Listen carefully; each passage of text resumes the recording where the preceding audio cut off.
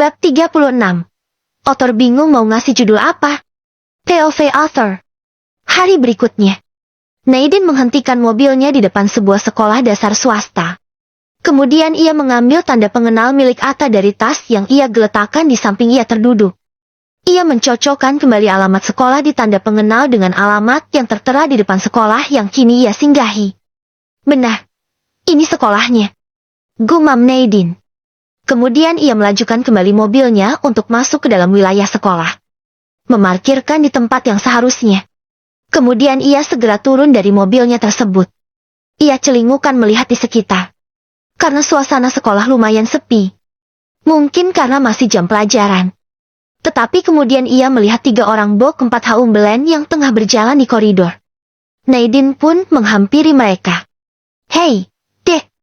Sapanya begitu sampai di hadapan mereka. Langkah mereka pun terhenti. "Cewek seksi guys," ucap si 3 bok 4 rombongan. "Ada apa, Mbak?" balas salah satu dari mereka. Namanya Tukiat. N4K kelas 3.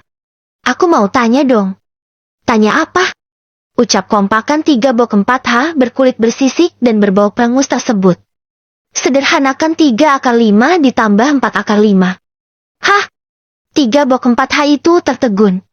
Mana bisa mereka menjawab soal-soal matematika kelas 8. Akar kuadrat bener kelas 8 gak? Sih? Author lupa. Hihihi, bercanda. Nadine terkekeh. "Aku tuh mau nanya ini." Ia memperlihatkan tanda pengenal milik Atta yang berada di tangannya. "Guru ini benar mengajar di sini nggak?" tanyanya. Tukiat dan kawan-kawan langsung memperhatikan tanda pengenal tersebut. Tanda pengenal yang dibubuhi dengan sebuah foto berukuran 3x4. "Oh, Pak Atta," ucap kompak mereka. Nadine pun lega. Rupanya mereka benar-benar mengenal Atta. Tukiat seketika melihat lekat wajahnya Nadine. "Oh, mbaknya istrinya Pak Atta toh." "Kirain siapa?" ucapnya. "Istri?" Nadine tertegun dengan celetukan Tukiat. "Pak Atta di sebelah sana, Mbak. Di lapangan, lagi ngajar olahraga." Tukiat menuding lapangan belakang sekolah. Cie, mbaknya mau cinta-cintaannya sama Pak Atta," celetuk Tukiat. "Hah?" Lagi-lagi Nadine tertegun. "Maksudnya gimana ya, Dek?" Nadine ingin meminta penjelasan. Tetapi ketiga bocah itu malah kabur gitu aja. "Dasar bok 4H nggak jelas," rutuk Nadine menanggapi kelakuan mereka. Jeti cowok yang bernama Atta ini sedang ada di sana. Perhatian Nadine kembali tertuju pada tujuan awalnya datang ke sini. Ingin mengembalikan tanda pengenal milik Atta yang ia temukan. Nadine pun segera berjalan menuju ke lapangan yang dimaksud 3 bok 4H yang baru saja. Ia segera mencari keberadaan Atta. Kembali POV Atta. "Gue tiduran di bangku bawah pohon. Nungguin N4K yang lagi olahraga kasti. Merilekskan diri sembari menikmati semilir angin di siang hari ini. Gue pejamkan kedua mata. Gue hampir terlelap. Tetapi tiba-tiba aja. Tuk. Gue merasakan sebuah sentuhan di dempat dada gue. Gue pun pelan membuka mata. Gue terkejut. Di atas gue tampak wajah si cantik. Cantik yang tengah ngelihat gue lekat-lekat. Cantik. Lirih gue. Apa gue sedang bermimpi? Tapi kok rasanya nyata banget ya? Gue ulurkan tangan ke atas. Gue berusaha menyentuh wajah dia. Gue raba pipinya dia. Asli, bayangan dia kayak nyata banget. "Masnya ngapain?" ucapnya. Astagfirullah. Gue melonjak kaget sambil terduduk. Enggak nyangka bayangannya dia bisa bicara. Cantik masih ngelihatin gue lekat-lekat. Dia sama sekali belum menghilang. Gue ini lagi bermimpi, kan? Segera aku cubit kulit lengan gue sendiri. Gue memekik kesakitan. Ternyata gue nggak mimpi guys. Gue merasakan sakit, dan si cantik juga masih ada di hadapan gue. "Maaf, Mas. Aku udah gangguin tidur kamu," ucapnya. "Aku kesini mau ngebeliin ini." Cantik memperlihatkan kartu tanda pengenal guru milik gue. "Kemarin jatuh di jalan pas kita ngobrol," tambahnya. "Makasih ya." Gue langsung merebut kartu tanda pengenal tersebut. Gue segera memasukkan ke kantong baju. Tapi si cantik masih ngejublek dim di hadapan gue. Kayak Kang Ojek yang lagi nunggu ongkos bayaran yang gak kunjung dikasih. Lo gak pergi? Ucap gue. Masnya namanya Ata ya? Kenalin aku Neidin. Dia ulurin tangannya ke arah gue. Awalnya gue enggan untuk membalas uluran tangan tersebut. Tetapi si cantik kayak lagi nungguin terus. Gue pun akhirnya nerima uluran tangan dia. Ata. Balas gue. Dia seketika langsung tersenyum kecil. Bukan kekehan seperti dulu. Salam kenal ya, Mas. Ucapnya. Jawaban gue hanya kayak gitu. Gue sengaja bersikap dingin sama dia. Biar kami gak terlalu dekat. Biar gue bisa move on sama dia. Biar gue gak berharap lebih. Dan akhirnya kecewa. Si cantik masih ngejublok. Enggak tahu nungguin apa lagi. Kenapa lagi? Ucap gue. Kenapa apanya, Mas? Dia malah kebingungan. Kenapa lo masih di sini? Nungguin apa lagi? Tanya gue. Oh, Mas.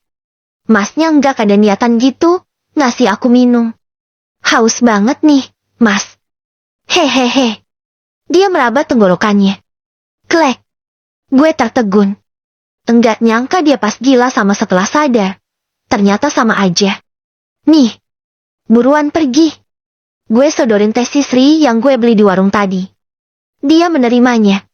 Tapi kemudian melihatnya lekat-lekat. Coca-Cola enggak ada ya, Mas?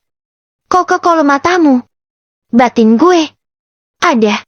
Di warung sono. Lo tinggal beli aja sendiri. Pakai uang lo sendiri. Hehehe. Dia malah terkekeh mendengar ucapan gue. Masnya lucu. Ucapnya. Dan entah mengapa wajah gue langsung memanas dan memerah. Gue kayaknya lagi salting banget. Udah sana. Buruan pergi. Gue mau kerja. Usir gue lagi. Iya, Mas. Dia hampir membalikan tubuhnya untuk melangkah pergi. Berbarengan dengan bola kasti yang tampak mengarah padanya. Bola yang dilempar tak sengaja oleh salah satu murid gue. Dengan cekatan, gue beranjak. Gue geret tubuh dia hingga mendekat ke arah gue. Dan akhirnya mendarat di pelukan gue. Maksudnya agar dia terhindar dari bola kasti tersebut. Bukan maksud berniat modus ke dia. 2. Naas lengan gue jadi terantuk permukaan pohon di belakang gue. Gue memekik. Si cantik yang awalnya nyaman banget di pelukan gue langsung terhenyak. Masnya gak apa-apa. Ucapnya. Ekspresi wajahnya tampak khawatir. Maaf ya, Mas. Gara-gara nolongin aku, Masnya malah jadi terluka kayak gitu. Ia menuding lengan gue yang rupanya sedikit bertempat ra. Enggak apa-apa. Lo dulu kan juga pernah nolongin gue. Melindungi gue dari kuah mie ayam. Hah? Maksudnya? Si cantik rupanya dengar ucapan gue. Hah? Maksudnya? Itu. Enggak ada maksud apa-apa. Lupakan. Ucapan gue terbata dan gak jelas. Untung dia kayaknya lemot dan enggak terlalu peduli. Udah sana buruan pergi. Gue kembali ngusir dia. Tapi itu lukanya Masnya gimana? Aku obati dulu ya. Enggak perlu. Gue bisa mengobatinya sendiri. Tapi, Mas, aku jadi gak enak. Udah sana. Paksa gue. Haf. Ia pun tampak menghela nafas. Ya udah deh, aku pergi. Ucapnya akhirnya. Setelah berpamitan, ia benar-benar melenggang pergi dari hadapan gue. Gue pun kembali seorang diri di bawah pohon ini. Asal lo tahu ya cantik.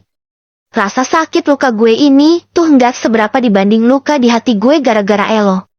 Ucap gue berbicara sendiri. Mungkin diam-diam didengar sama si penghuni pohon. Beberapa jam kemudian. Fuh. Gue siul-siul nggak jelas sambil berjalan ke arah si Ayang. Sudah jam 1 siang. Waktunya gue pulang. Gue segera naikin si Ayang. Meninggalkan kawasan sekolah. Tetapi saat gue baru aja keluar dari gerbang, gue mendengar suara klakson mobil berkali-kali. Gue pun langsung menghentikan motor gue dan melihat asal dari suara tersebut. Tampak sebuah mobil mewah berwarna merah bertengger di depan gerbang. Lalu kaca dari mobil itu turun, memperlihatkan siapa orang yang ada di dalamnya. Hai, Mas Atta. Lantang si cantik sambil melambai-lambaikan tangannya. Rupanya dia si pengemudi mobil. Cantik tampak turun dari mobilnya. Ia berlari ke arah gue yang masih menunggangi si Ayang. Siang Mas Atta. Sapa dia begitu sampai di hadapan gue. Gue hanya balas sapaan dia dengan senyuman paksa. Ada apa? Tanya gue. Tak langsung menjawab. Dia malah melirik perban di lengan gue. Perban yang menutupi luka gue yang tadi. Oh, udah disembuhin sendiri. Tah. Tuturnya. Aku itu mau membalas budi kebaikannya Mas Atta yang tadi. Tambahnya. Kebaikan apa? Yang Mas Atta nolongin aku dari bola kasti. Gimana kalau sekarang Mas Atta aku traktir makan siang? Atau aku traksi minum di coffee shop? Enggak perlu. Gue langsung menolaknya mentah-mentah. Loh kenapa? Enggak perlu ya enggak perlu. Lo enggak usah repot-repot. Aku nggak repot kok, Mas. Ayo Mas. Kita kemana gitu? Gue nggak mau. Gue tetap menolak. Udah gue mau cabut. Gue nyalakan kembali si Ayang. Gue segera menjalankannya. Gue berusaha nggak peduliin dia. Si cantik tampak cepat-cepat masuk ke dalam mobilnya. Ia juga segera menjalankannya. Rupanya ia berniat untuk ngikutin gue. Bebal banget sih tuh cewek. Kerutuk gue saat mobil dia berhasil mengimbangi kecepatan si Ayang. Mas. Lantangnya sambil menyetir mobilnya tepat di sisi keberadaan si Ayang. Dia melihat ke arah gue dari jendela yang terbuka. Kalau Mas Atta nggak suka ke coffee shop, kita bisa ke tempat lain. Masnya ingin kemana? Ingin ke cafe mana? Tanyanya.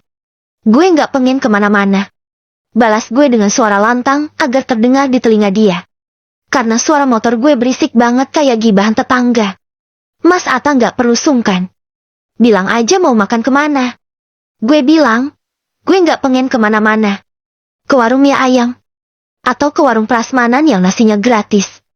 Atau beli cilok di pinggir jalan. Klek. Gue seketika tertegun dengan ucapan dia. Kok, dia bisa nyebutin tempat-tempat makan yang dulu gue sering ngajakin dia. Itu tempat makan apa ya? Bisa-bisanya aku ngomong kayak gitu. Gumam si cantik ke dirinya sendiri. Rupanya dia juga kebingungan dengan apa yang ia ucapkan. Gimana? Mas? Ayolah aku traktir buat membalas budi kebaikannya Mas tadi. Aku bilang enggak ya? Enggak. Udah sana. Jangan ikuti gue. Gue hampir menambah laju kecepatannya si Ayang. Tetapi malah tiba-tiba aja. Mesinnya si Ayang mati. Berhenti gitu aja di pinggir jalan. B4 ngesak. Pasti mogok lagi. Umpat gue. Mana mogoknya di hadapan si cantik lagi. Gue kan jadi malu kalau kayak gini. Kerutuk gue sembari turun dari si Ayang. Gue berjongkok di depan mesin untuk melihatnya lekat-lekat. Memeriksa sekilas apa yang menyebabkannya mogok. Kenapa? Mas? Motornya mogok ya? Tanya si cantik saat mobilnya berhenti di dekat keberadaan si Ayang. Enggak. Lagi makan. Jawab gue. Hah? Si cantik terkejut. Udah tahu mogok. Pakai nanya. Kerutuk gue. Gue kembali berdiri. Gue bermaksud dorong si Ayang aja sambil mencari bengkel terdekat. Karena kayaknya kerusakannya lumayan berat. Gue pun benar-benar mendorongnya. Meninggalkan si cantik begitu saja. Tetapi di luar dugaan. Si cantik memarkirkan mobilnya di pinggir jalan. Ia tampak turun dari mobil tersebut. Lalu ia berlari ke arah gue. Kemudian dia ikut mendorong si Ayang. Lo ngapain? Gue pun terkejut sambil menengok ke belakang. Ke arah dia. Mau bantuin Mas Atta dorong motornya? Hehehe. Jawabnya sambil meringis ke arah gue. Enggak perlu. Gue menolaknya. Enggak apa-apa. Mas Atta nggak boleh menolak kebaikan orang lain. Dia ngeyel. Dia tetap ikut mendorong si Ayang. Memegang bekal belakang si Ayang. Akhirnya gue pun ngebiarin aja. Toh, gue jadi lumayan ringan kalau kayak gini. Kita udah mendorong lumayan jauh. Tetapi gue belum menemukan bengkel motor sama sekali. Masih jauh banget ya, Mas? Tanya si cantik sambil nafasnya terengah-engah. Gue juga nggak tahu. Lo capek? Mas. Aku capek. Kakiku juga pegel-pegel.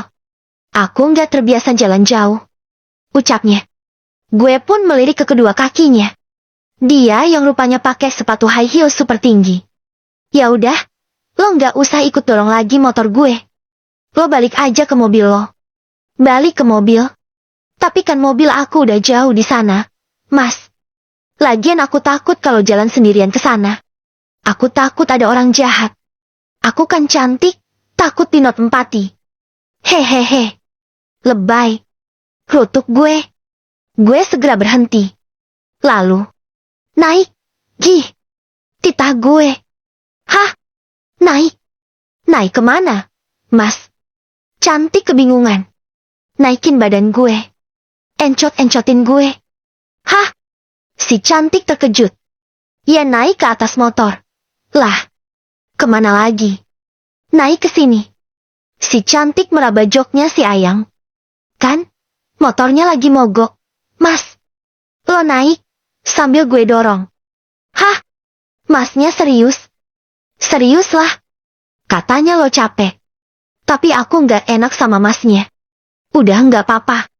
Buruan naik. Ya udah deh, kalau masnya maksa. Hehehe. Dia naik ke atas Ayang sambil terkekeh. Duduk di jok belakang kayak Tuan Putri yang lagi naik kereta kuda. Sedang gue kekang dorong yang mengenaskan. Tapi nggak apa-apa. Enggak ada salahnya berbuat baik sama istri sendiri. Walaupun dia lagi nggak nganggep gue sebagai suami. Maaf ya, Mas. Saya malah jadi ngerepotin Mas Atta. Hehehe. Ucapnya sambil menikmati laju si Ayang yang tengah gue dorong. Berayun-ayun kayak lagi naik odong-odong. Lo kan udah terbiasa ngerepotin gue dari dulu. Dari dulu? Maksudnya? Cantik kebingungan dengan ucapan gue. Gue pun tersentak. Gue keceplosan bicara. Nggak apa-apa. Lupakan. Ucap gue. Si cantik seketika melongo. Ekspresinya mirip pas dia masih gila. Kayaknya dia Mang Telmi dari Orok. Mas Atta. Panggilnya di tengah-tengah perjalanan. Jawab gue tanpa melihat ke arah dia. Mas Atta yang waktu itu di rumah sakit, salah masuk kamar ya? Tanyanya. Iya. Gue salah masuk kamar. Gue terpaksa berbohong.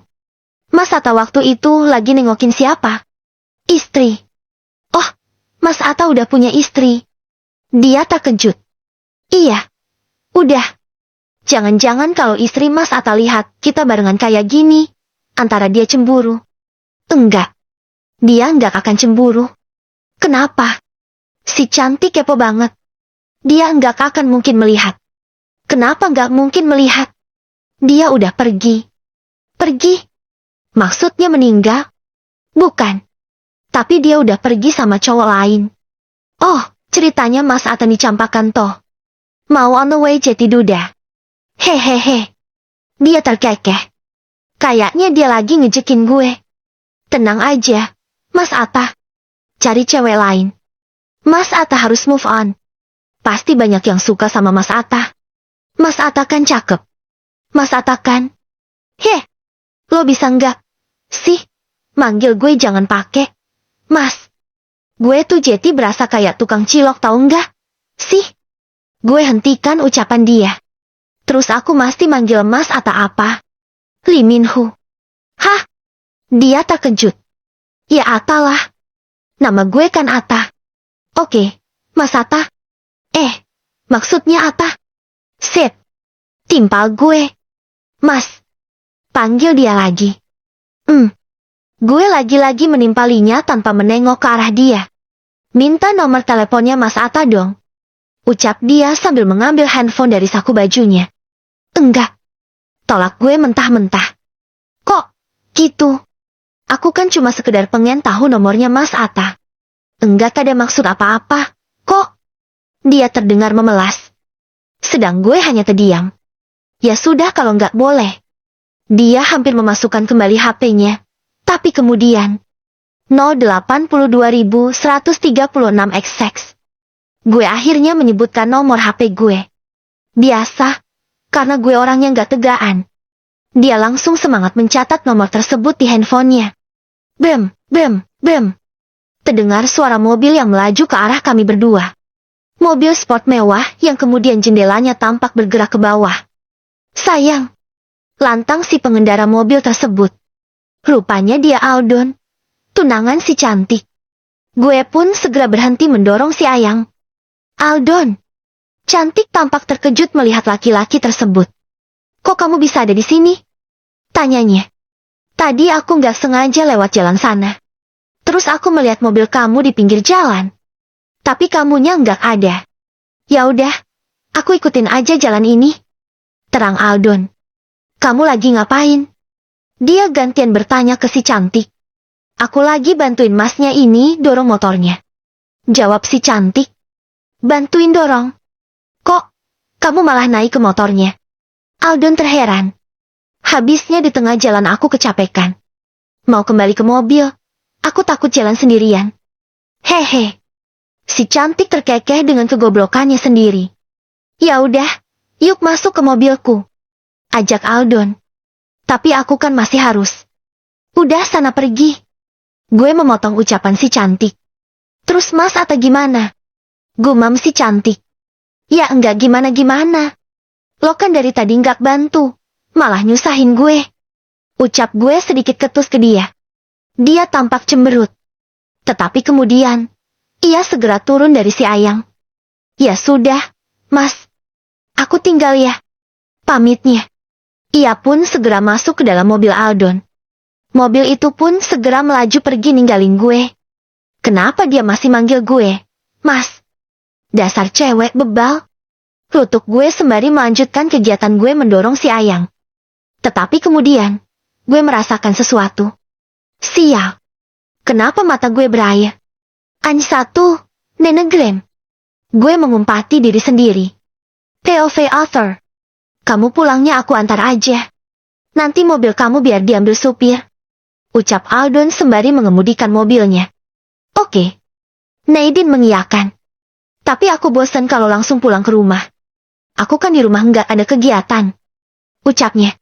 Kamu pengen kemana dulu? Gimana kalau ke apartemen kamu aja?